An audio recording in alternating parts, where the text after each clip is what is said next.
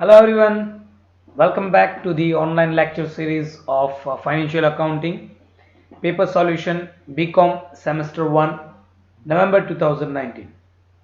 So my dear student, this is a second session of Paper Solution. Today we will solve the practical example of chapter consignment. Before moving to the practical example, let's learn something basics of consignment. So the first question comes in a mind is consignment business. Now what is this consignment? It is simply a business strategy. આ શું છે? એક business strategy છે. મારે business કરવો છે. માનો કે હું રાજકોટમાં રહું છું અને મારે બિઝનેસ કરવો છે અમદાવાદ. હવે અમદાવાદમાં બ્રાન્ચ ઓપન કરી શકાય એટલા મારી પાસે પૈસા નથી અથવા તો મારા કોઈ કોન્ટેક્ટ નથી, તો હું શું કરી શકું? ત્યાંના કોઈક લોકલ વ્યક્તિનો કોન્ટેક્ટ કરીને એને મારો માલ જે છે એ અહીંથી હું મારો માલ સામાન ત્યાં મોકલી શકું અને એ વ્યક્તિ ત્યાં એ માલ સામાન સેલ કરે. આ સિમ્પલ વસ્તુ જે છે, આ ટાઈપનો જે બિઝનેસ છે એ કન્સાઇનમેન્ટ બિઝનેસ છે. See here, consignment is a specific business strategy or a commercial arrangement in which the manufacturer or wholesaler of the stock sends goods for selling purpose to another person at his own risk. અહીંયા બધી risk કોની રહેશે? હમણાં જે આપણે example લીધું એ પ્રમાણે માનો કે અહીંયા હું માલ સામાન મોકલું છું કોઈ જગ્યાએ અમદાવાદ, તો રિસ્ક કોની છે? એ મારી છે બધી risk. Clear? This is simply a kind of consignment, commission business. આ કયો બિઝનેસ છે? કમિશનનો બિઝનેસ છે કે હું કોઈ વ્યક્તિને મારો માલ સામાન વેચવા માટે આપું છું, એ મારો માલ સામાન વેચી આપે છે અને હું એને સામે કમિશન આપું છું. ક્લિયર? સિમ્પલ શબ્દોમાં સમજવાનું છે. The sender of goods are called consignor. અહીંયા આપણે એક્ઝામ્પલ લઈએ તો હું જે માલ સામાન મોકલું છું એટલે હું ઓનર છું, હું માલ મોકલનાર છું, તો હું કન્સાઇનર થયો. જે વ્યક્તિ માલ સામાનને રિસીવ કરશે, જે વ્યક્તિ આને સેલ કરવાનો છે, મેં એજન્ટ તરીકે જે વ્યક્તિને રાખેલા છે, the receiver of the goods are called as consignee. That consignee sells goods for cash and credit for which he or she gets commission. જે પણ consignee હશે એ માલ સામાન મોકલશે. સમજાય છે? એ માલ સામાન મોકલશે અને માલ સામાન વેચશે અને જે વેચશે એના પર એને શું આપવામાં આવશે? કમિશન.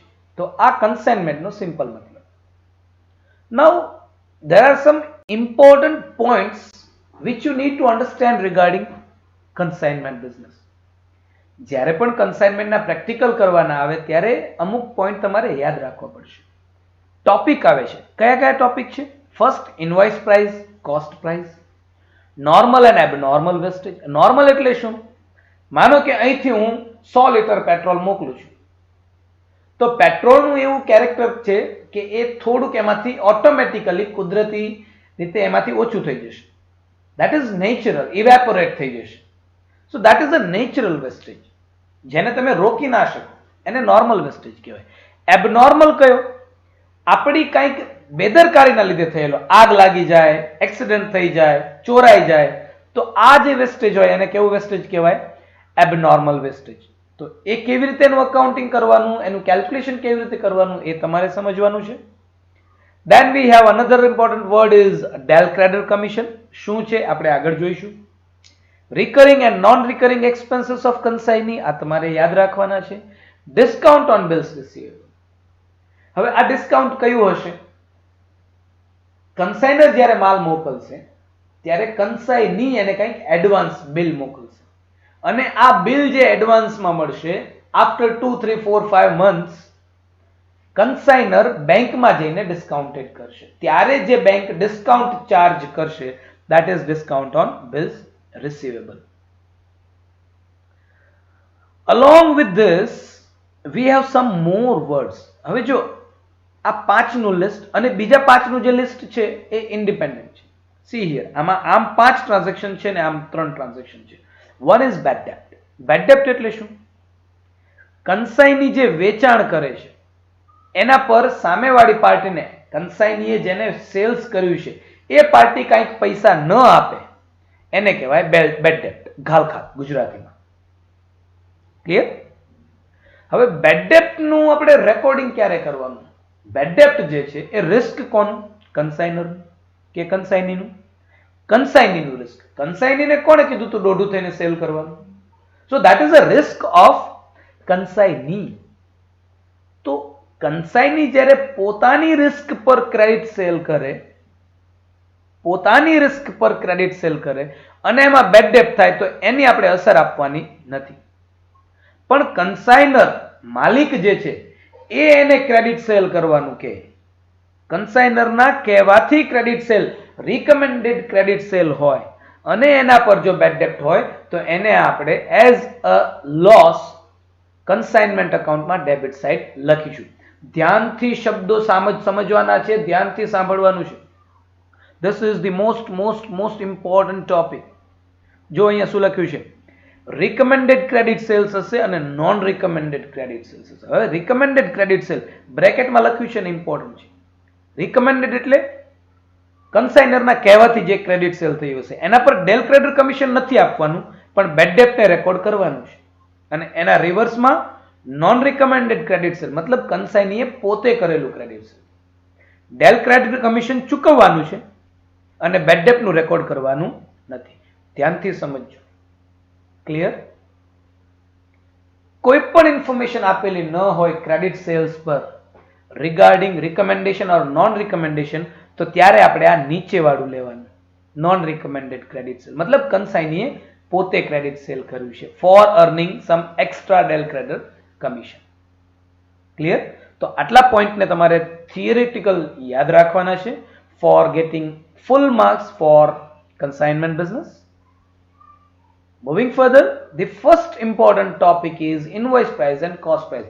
Mostly ઘણા બધા સ્ટુડન્ટના ડાઉટ્સ છે કે સર ઇન્વોઇસ પ્રાઇસ ક્યારેક પર્સન્ટેજ ઇન્વોઇસ પ્રાઇસ પર આપેલા છે, ક્યારેક પર્સન્ટેજ કોસ્ટ પ્રાઇસ પર આપેલા હોય છે, ક્યારેક ઇન્વોઇસ પ્રાઇસ એક્ઝામ્પલમાં આપેલી હોય છે, ક્યારેક કોસ્ટ પ્રાઇસ એક્ઝામ્પલમાં આપેલી હોય છે, પણ બેમાંથી એક તમારે કેલ્ક્યુલેટ કરવાની હોય છે. ક્લિયર?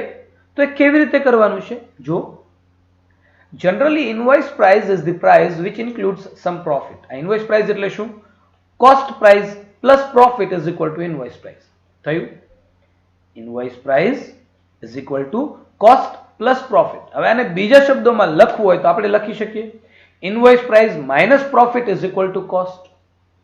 આપણે સિમ્પલી આ જે પ્રોફિટ છે આ પ્રોફિટને આપણે આ બાજુ લઈ ગયા એટલે પ્રોફિટની પ્લસ સાઇન છે એ મેથેમેટિકલ રૂલના લીધે માઇનસ થઈ જશે, આપણે લેફ્ટ સાઈડ લઈ જઈશું તો invoice price minus cost profit is equal to cost price. આપણે આ બે સેન્ટેન્સ જે તમારી પાસે છે, બે ફોર્મ્યુલા છે, આ બે જ ફોર્મ્યુલાને ફોલો કરવાના છે. One, invoice price is equal to cost plus profit, invoice price minus profit is equal to cost. આ બે જ આપણે ફોલો કરવાનું છે. Clear? So look at here. Note, while calculating invoice price and cost price, focus on information given in the example. હવે એક્ઝામ્પલમાં શું આપેલું છે એના પર આપણે ધ્યાન આપવાનું છે. જ્યારે આપણે ઇન્વોઇસ પ્રાઇસ અને કોસ્ટ પ્રાઇસનું કેલ્ક્યુલેશન કરીએ ત્યારે એક્ઝામ્પલમાં શું આપેલું છે એના પર ફોકસ કરવાનું છે. So look at here what is given in the example. એક્ઝામ્પલમાં કેવી રીતના આપેલું હોઈ શકે? See here, the pro forma invoice is so as to get profit of 20% on invoice price. હવે અહીંયા કોના 20%? તો કે ભાઈ ઇન્વોઇસ પ્રાઇસના 20%. 20% of invoice price. નીચે જો the pro forma invoice is so as to give profit of 25% on invoice price એટલે invoice પ્રાઇસના 25%. અહીંયા ઇન્વોઇસ પ્રાઇસના 20%. આવી રીતે તમને આપેલું હશે એક્ઝામિનેશનમાં. આગળ, the pro forma invoice is so as to get profit of 25% on cost price. On cost price. Percentage સેના પર આપેલા છે? Cost price પર. Percentage સેના પર આપેલા છે? Cost price પર. Number 3, the invoice price is determined by adding 30% profit on cost price. સેના પર આપેલા છે? જો 1 અને 4 માં invoice price પર percentage આપેલા છે, 2 અને 3 માં cost price પર percentage આપેલા છે. આવું એક્ઝામ્પલમાં આ ટાઈપનું સેન્ટેન્સ આપેલું છે. તો આપણે જ્યારે કેલ્ક્યુલેશન કરીએ ત્યારે સૌથી ઇમ્પોર્ટન્ટ વાત જે આપણે યાદ રાખવાની છે that is percentage સેના પર આપેલા છે. Focus on percentage given. It is either on cost or on invoice. શેના પર પર્સન્ટેજ આપેલા છે? કોસ્ટ પર આપેલા છે તો કોસ્ટને 100 કન્સિડર કરવાનું. ઇનવોઇસ પર આપેલા છે તો ઇનવોઇસને કન્સિડર કરવાનું. Clear? So let's do the practical. Invoice price માટે આપણે એક નાનકડું પ્રેક્ટિકલ લઈ લઈએ.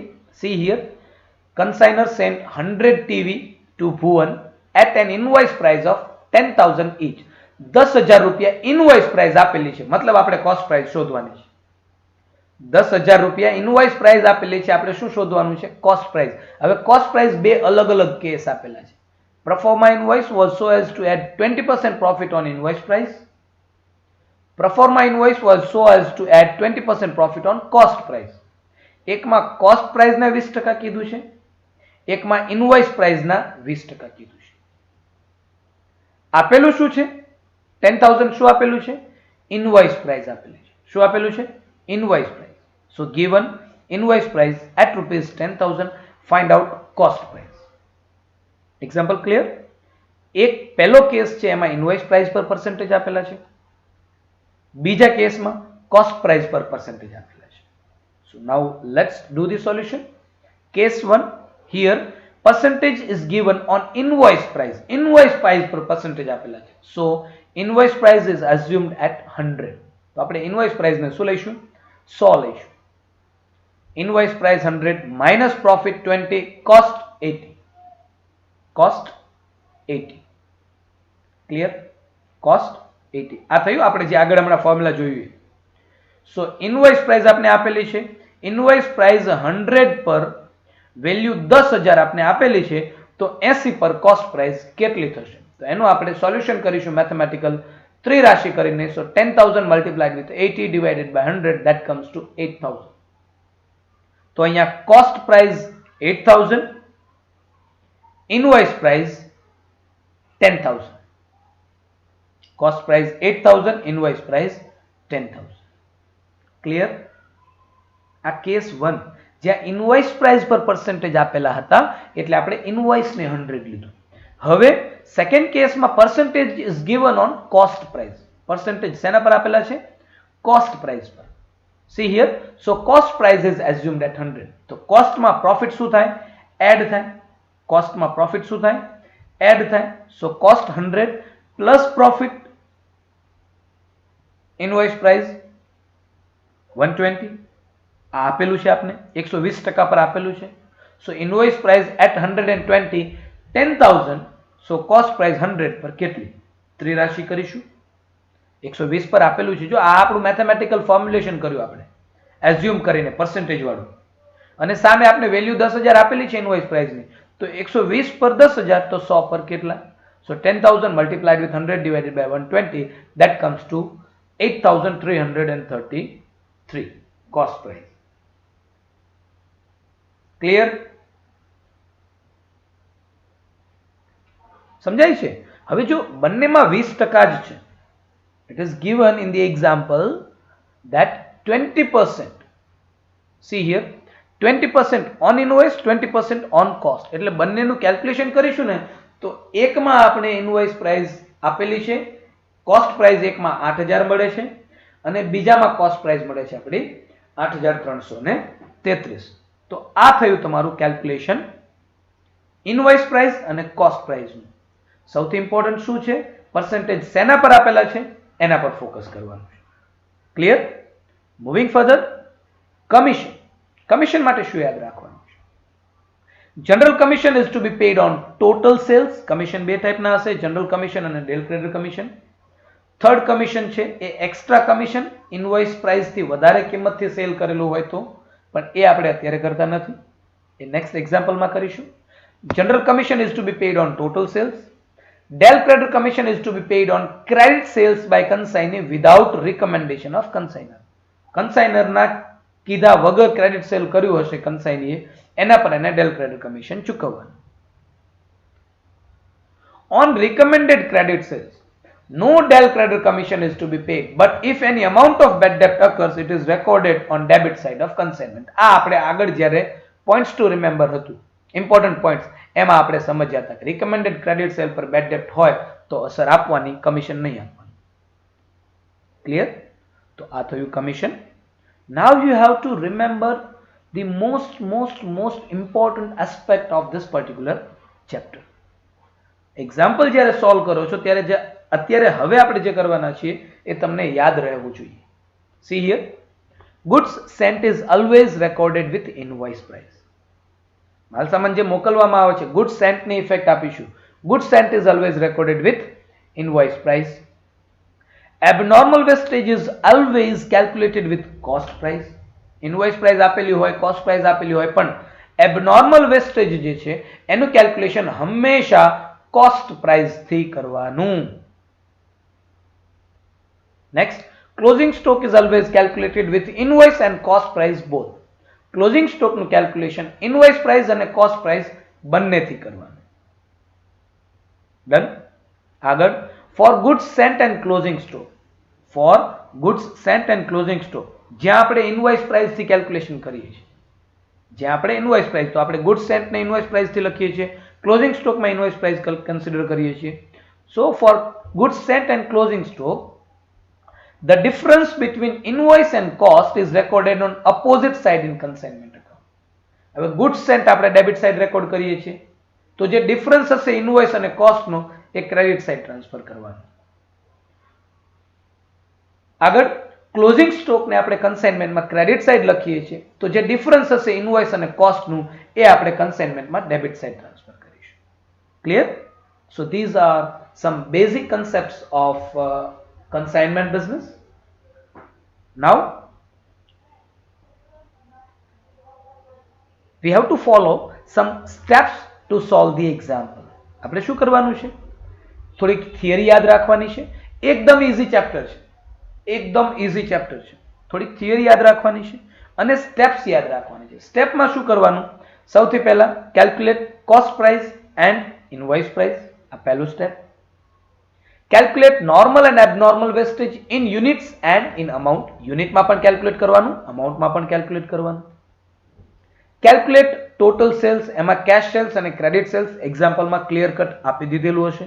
આ third step આપણું. Fourth, calculate commission, general commission and del credit commission. આ જે total sales એમાં cash અને credit sales આપણે calculate કર્યું છે, એ total sale પર general commission આપવાનું અને credit sales પર del credit commission આપવાનું. ક્લિયર? સ્ટેપ યાદ રાખવાના છે.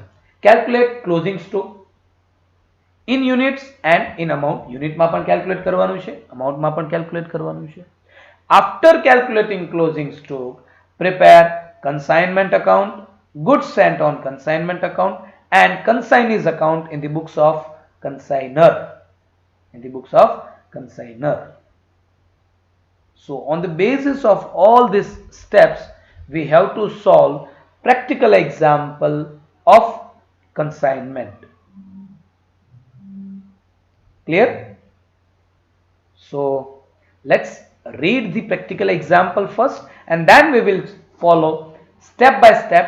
We will calculate everything and then we'll prepare consignment account, goods sent on consignment account and consignees account in the books of consignor.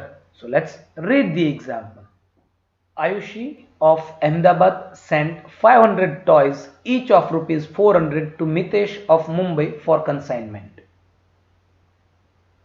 500 toy છે, 400 રૂપિયા એની cost છે, each of rupees 400. The proforma invoice was so as to get profit of 20% on invoice price.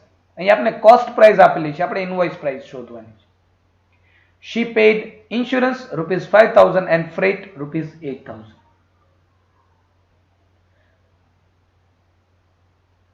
Ayushi drew a bill worth rupees 1 lakh having maturity period of 3 months, which was accepted by Mitesh. The bill discounted at 12% after 1 month. Clear? તો અહીંયા આપણે discount શોધવાનું છે. 2 મહિનાનું શોધીશું. 1 મહિના પછી discounted થાય છે એટલે Mitesh is entitled to get 7% commission and 2% del credit commission. 7% general commission છે અને 2% del credit commission છે. આગળ, Mitesh paid transport expenses rupees 1000, insurance rupees 2000, advertisement rupees 5000. આ કંઈક expense આપેલા છે. Because of fire in the godown of Mitesh, 50 toys were destroyed. 50 toys were destroyed. Abnormal wastage કંઈક આપેલું છે. 50 toys. Clear? Insurance company accepted the claim for rupees 15,000. હવે આ ગોડાઉનમાં આગ લાગે છે એટલે જે આ ઇન્સ્યોરન્સ ક્લેમ કોને મળવાનું? મિતેશને. Mitesh sold 300 toys for rupees 600 each by cash. Mitesh sold 300 toys for rupees 600 by cash, 100 toys for rupees 650 by credit sales to Raju. Cash sales આપેલું છે, credit sales આપેલું છે, તો આપણે total sales easily calculate કરી શકીશું. Done? આગળ વધીએ. Prepare necessary accounts in the books of Ayushi. Ayushi is consignor. So in the books of consignor, we are asked to prepare necessary account. તો જ્યારે necessary account કીધું હોય ત્યારે આપણે ત્રણ અકાઉન્ટ તૈયાર કરવાના છે. consignment account, consignees account and goods sent on consignment account. Clear? So this is our example. શું આપેલું છે? goods sent આપેલા છે.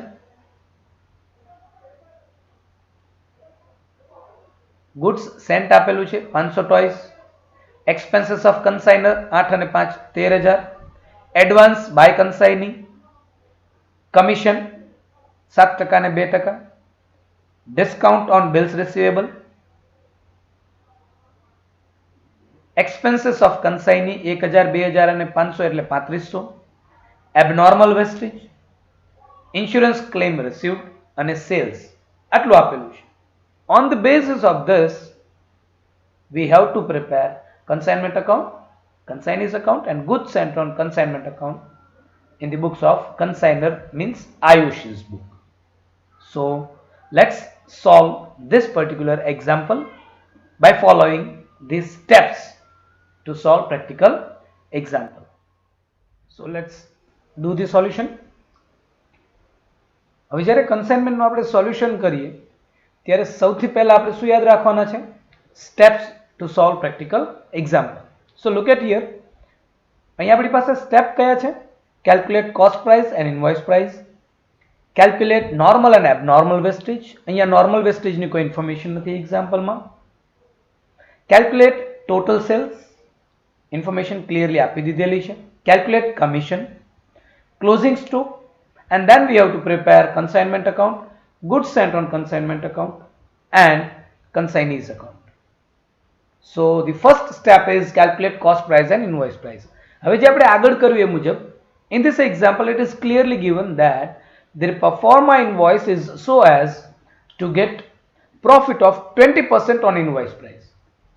See here, invoice price 100 less profit, invoice price પર કીધું છે એટલે profit બાદ થશે. cost is 80. હવે આ એક્ઝામ્પલમાં કોસ્ટ આપેલી છે 80 પર 400 આપેલા છે. here cost price is given rupees 400. જે આપણે આગળ કર્યું જ્યારે કન્સેપ્ટ મેં તમને કરાવ્યો ત્યારે ઇન્વોઇસ પ્રાઇસ આપેલી તો આપણે 100 પર કાઉન્ટ કરેલું. અહીંયા આપણી પાસે કોસ્ટ પ્રાઇસ આપેલી છે તો 80% પર 400 રૂપિયા, તો 100 પર કેટલું? ક્લિયર? So એને આપણે ત્રિરાશિ ફોલો કરીશું. 100 multiplied with 400 divided by 80, so we will get 500. તો આપણી કોસ્ટ પ્રાઇસ થઈ 400, ઇનવોઇસ પ્રાઇસ થઈ 500. ક્લિયર? કોસ્ટ પ્રાઇસ થઈ 400, ઇનવોઇસ પ્રાઇસ થઈ 500. So this is first step, calculate cost price and invoice price. Second step is the calculation of abnormal loss. હવે એડજસ્ટમેન્ટમાં શું આપેલું છે એક્ઝામ્પલમાં? Because of fire in the godown of Mitesh, 50 toys were destroyed and insurance company paid claim rupees 15,000.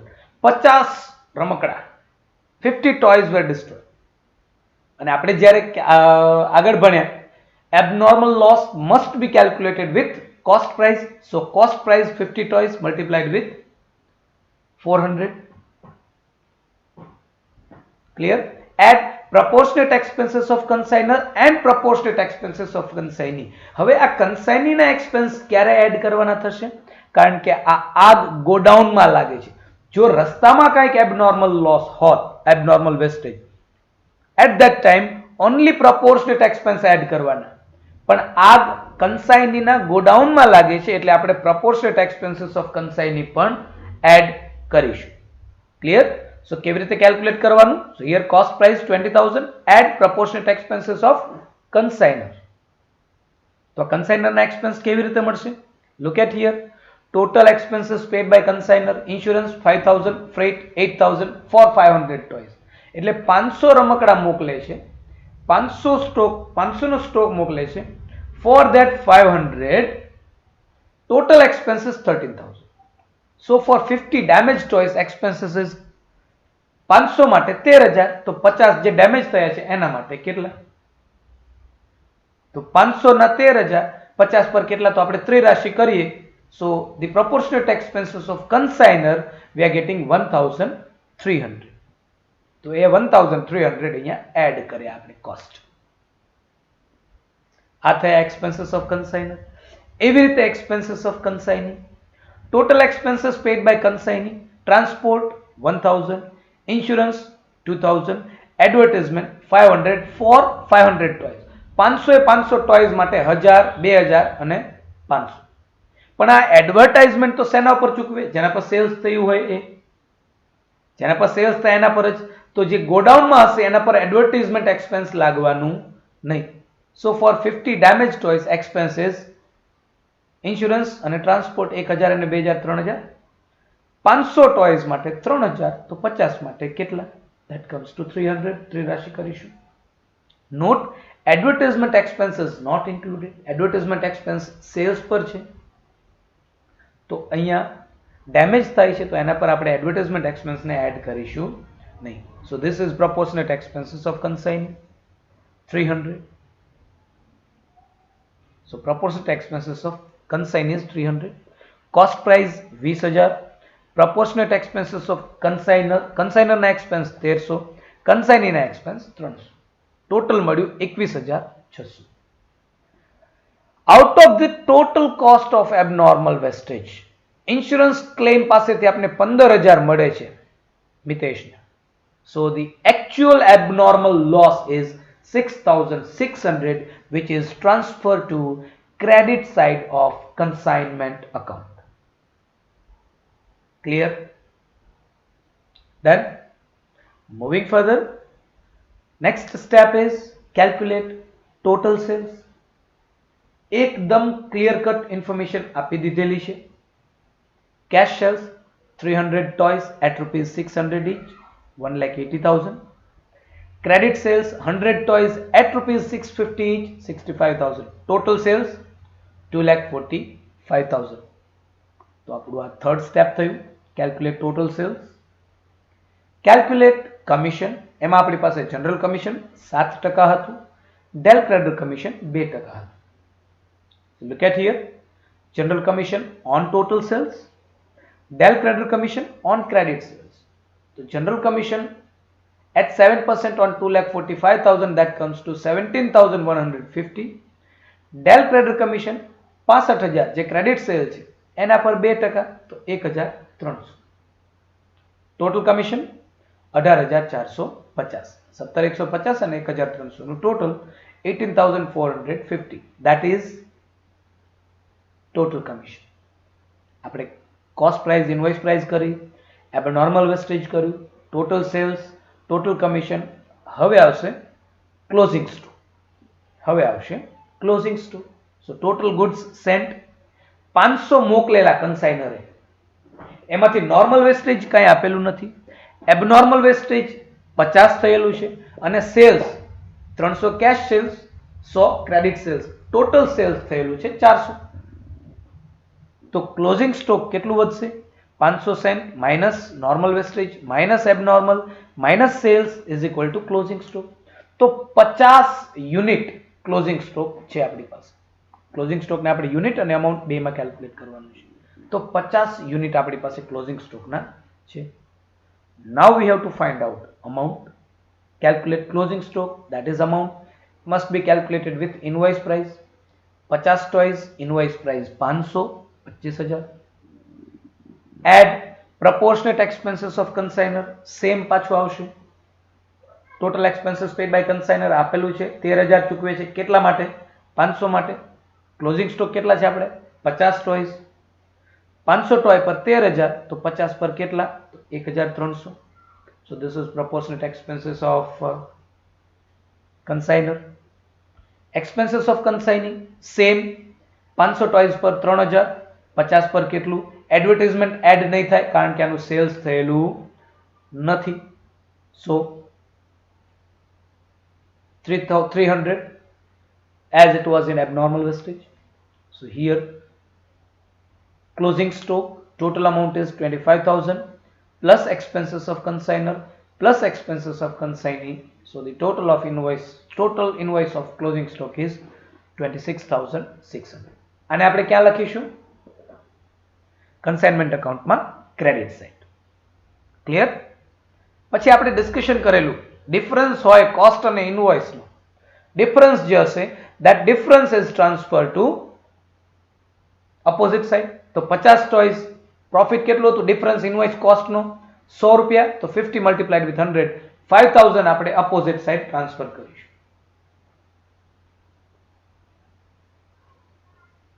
Clear? Clear up to this? Okay. And the last step is prepare consignment account, goods sent on consignment account and consignees account. હવે જે આપણે calculation કર્યું, on the basis of that calculation આપણી પાસે આટલી amount મળે છે. Transactions કેટલા મળ્યા? goods sent by consignor 50 toys 500 રૂપિયા લેખે 2,50,000. goods sent by consignor difference 50,000. expenses paid by consignor 13,000 total.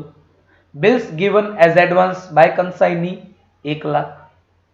discount on bills receivable 2,000. 1,00,000 નું 12% પર 2 મહિનાનું ડિસ્કાઉન્ટ આપણે કેલ્ક્યુલેટ કરી લીધું, એમાં ડિટેલમાં જવાની જરૂર નથી. expenses paid by consignee 3,500. abnormal loss 6,600.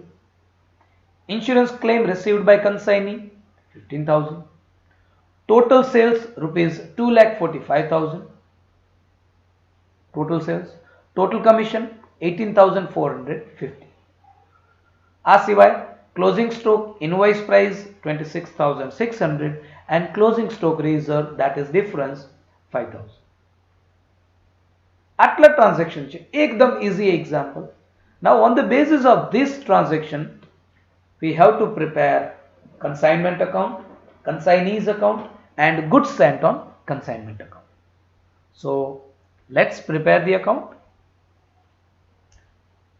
Now see here, this commission, bills, expenses paid by consignee, insurance claim received by consignee and total sales, આ જે 5 ટ્રાન્ઝેક્શન છે એનું રેકોર્ડિંગ ક્યાં થશે? કન્સાઇનીના અકાઉન્ટમાં as well as consignment account except bills. So see here, goods sent is always recorded with invoice price. આપણે યાદ રાખવાની છે point. abnormal wastage cost price થી એ આપણે કરી લીધું. closing stock is always calculated with invoice and cost, એ પણ આપણે કરી લીધું છે. and the last, for goods sent and closing stock the difference between invoice and cost is recorded on opposite side. એ જ્યારે આપણે અકાઉન્ટ તૈયાર કરીશું ત્યારે આપણે એની ઇફેક્ટ આપીશું. clear? done? So look at here, this is consignment account, date particular amount, date particular amount. This is consignees account and goods sent on consignment account. ત્રણ account તૈયાર કરવાના છે. right hand side આપણી પાસે transactions છે.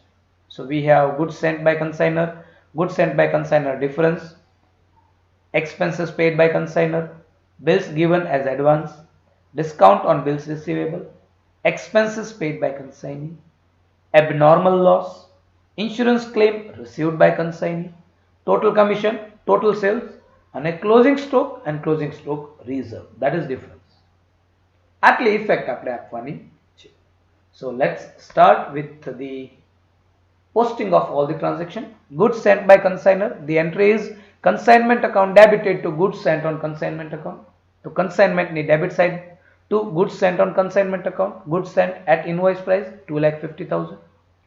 Second effect, goods sent on consignment માં credit side by consignment account 2,50,000. આ થયું goods sent. હવે એની opposite effect શેની? ડિફરન્સની. તો goods sent આપણે ડેબિટ સાઈડ લખ્યા છે, તો એનો જે ડિફરન્સ છે એ ક્રેડિટ સાઈડ આવશે 50,000. એવી જ રીતે second effect, goods sent on consignment માં ડેબિટ સાઈડ 50,000. ડિફરન્સની ઇફેક્ટ આપણે આપીએ છીએ એટલે અપોઝિટ સાઈડ આપવાની. અહીંયા goods sent આ બાજુ છે ક્રેડિટ સાઈડ, તો goods sent on consignment માં difference debit side. Clear up to this? Next, expenses paid by consignor. consignor expense pay કરે છે. consignment account debited to cash and bank account, expenses by consignor 13,000. debit side એક effect. advance given by consignee, consignee advance આપે છે, લેનાર ખાતે ઉધાર તે આપનાર ખાતે જમા. અહીંયા આપનાર છે consignee, so on the credit side of consignee by bills receivable advance 1 lakh. એક effect. Clear? Discount on bills receivable, that is a loss for business. So consignment account debited to discount on bills receivable. Consignment ni debit side to discount on bills receivable 2,000. Expenses paid by consignee. Consignee એટલે partner, અહીંયા એક વ્યક્તિ છે. Consignment account debited to IOC's account to consignee's account. તો consignment માં debit side 3,500. consignee account માં credit side 3,500. by consignment account 3,500. Clear? Expenses paid by consignee. Now abnormal loss, that is a loss on credit side. Wastage, it is not a loss, it is a wastage. So on credit side માલ સામાન આવે તો ઉધાર, જાય તો જમા, તો abnormal wastage, એમાંથી માલ સામાન ગયો છે તો credit side 6,600. claim received by consignee, consignee ને મળે છે. consignee's account debited to consignment, તો consignment માં credit side by IOC's account 15,000. Ayushi ના અકાઉન્ટમાં consignee ના અકાઉન્ટમાં debit side to consignment, claim received 15,000. હવે જો રસ્તામાં ડેમેજ થાય અને ક્લેમ રિસીવ્ડ હોય તો એ કન્સાઇનરના એકના મતલબ તો કન્સાઇનમેન્ટમાં ક્રેડિટ સાઈડ જ આવશે, આ બીજી ઇફેક્ટ આવશે નહીં. If goods are destroyed in transit તો કન્સાઇનીના અકાઉન્ટમાં ઇન્સ્યોરન્સ ક્લેમની ઇફેક્ટ આવશે નહીં. Total commission, consignment account debited to consignee's account, consignment અકાઉન્ટમાં debit side to Ayushi's account 18,450 અને આયુષીના અકાઉન્ટમાં મતલબ કન્સાઇનીના અકાઉન્ટમાં credit side by consignment account 18,450. આ થયું કમિશન. Moving further, sales, consignee's account debited to consignment account એટલે કન્સાઇનમેન્ટની ક્રેડિટ સાઈડ, કન્સાઇનીની ડેબિટ સાઈડ. કન્સાઇનમેન્ટમાં credit side by આયુષીઝ account, total sales 2,45,000. આયુષીના અકાઉન્ટમાં debit side to consignment, sales 2,45,000. એકદમ ઈઝી છે, કેલ્ક્યુલેશન તમને આવડી ગયું, થિયરી થોડીક યાદ રાખશો એટલે આ સૌથી ઈઝી ચેપ્ટર છે. And the last one is closing stock. Closing stock invoice price credit side અને ડિફરન્સ ડેબિટ સાઈડ. તો આપણે ઇનવોઇસ પ્રાઇસ અહીંયા 26,600 તો એને ક્રેડિટ સાઈડ લખીએ છીએ અને ક્લોઝિંગ સ્ટોક રિઝર્વની જે ડિફરન્સ અમાઉન્ટ છે એને આપણે ડેબિટ સાઈડ લખીએ છીએ. That's it. આપણે બધા જ ટ્રાન્ઝેક્શનની ઇફેક્ટ આપી દીધેલી છે. This is done. This is for 20 marks. એકદમ ઈઝી એક્ઝામ્પલ છે 20 માર્ક્સ માટે. Now we have to close the account. One by one આપણે ત્રણેય અકાઉન્ટને ક્લોઝ કરીશું.